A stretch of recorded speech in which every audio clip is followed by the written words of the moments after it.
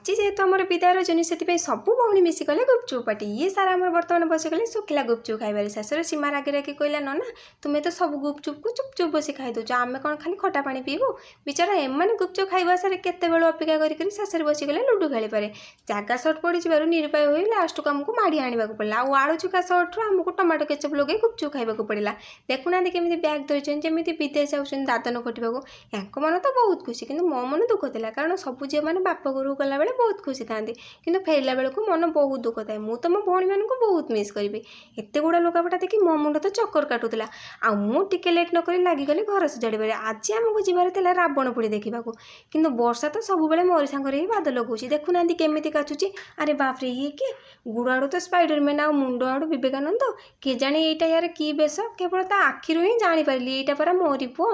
ସାଙ୍ଗମାନେ, ଆଜିର ଭିଡ଼ିଓଟି ଯଦି ଆପଣମାନଙ୍କୁ ଭଲ ଲାଗିଥାଏ ତାହେଲେ ଲାଇକ୍, ସେୟାର, ସବସ୍କ୍ରାଇବ୍ ନିଶ୍ଚୟ କରିବେ।